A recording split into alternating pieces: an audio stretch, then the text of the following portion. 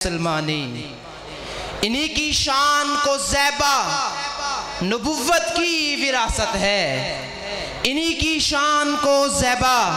نبوت کی وراثت ہے، انہی کا کام ہے دینی مراسم کی نگہبانی۔ شاہین ختم نبوت حضرت اقدس مولانا اللہ وسایہ صاحب ہمارا ایمان گرما رہے تھے، ہمارے اندر تحفظ ختم نبوت کا کام کرنے کی ایک روح پھونک رہے تھے، اور انہوں نے آپ سے وعدہ لیا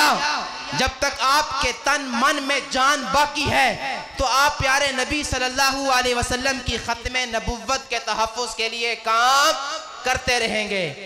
قادیانیت سازشیں کرتی رہے گی، لیکن اللہ کے فضل و کرم سے ہم اپنے ان بزرگوں کے نام لیوا ہیں، انہی کے تربیت یافتہ ہیں، ہم ان کا نام بھی باقی رکھیں گے، کام بھی باقی رکھیں گے۔ قادیانیت کو ہر محاذ پر، ہر میدان میں، ہر جگہ ناکام کر کے دکھائیں گے۔ کہو سب ہاتھ اٹھا کے انشاءاللہ۔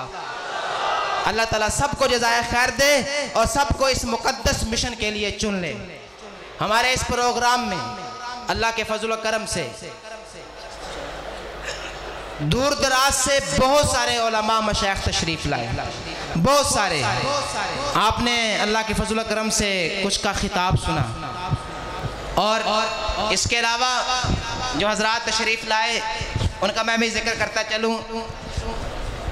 حضرت اقدس رئیس دارالافتاء جامعہ خیر المدارس حضرت استاذی مفتی محمد عبداللہ صاحب، حضرت اقدس شیخ الحدیث و منتظم جامعہ قادریہ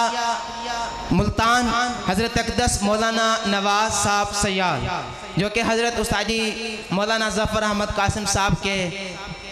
بہترین دوست اور زمانہ طالب علمی کے بہترین رفیق سفر اور رفیق طلب علم رہے، اور شیخ الحدیث جامعہ ابو ہریرہ میلسی حضرت قاری محمد یاسین صاحب دامت برکات ملاریہ، جامعہ اشاعت القرآن میلسی کے محتمم حضرت قاری محفوظ احمد قاسمی صاحب، اور ہمارے وہاڑی کے ختم نبوت کے امیر حضرت اقدس حضرت حافظ شبیر احمد صاحب،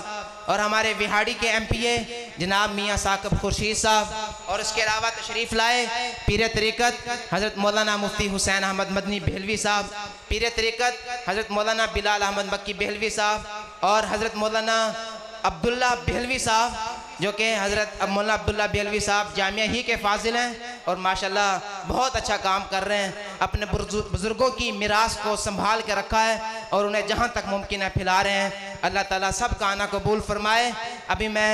حمد و نعت کے لیے دعوت دینا چاہوں گا ملک پاکستان کے مشہور و معروف نعت خواں، منفرد انداز اور آواز کے مالک جناب پروفیسر ابوالاسد محمد ریاض آسی صاحب کو کہ تشریف لائیں اور اپنے کلام سے ہمارے دلوں کو منور فرمائیں۔ ابوالاسد جناب حافظ محمد ریاض آسی صاحب۔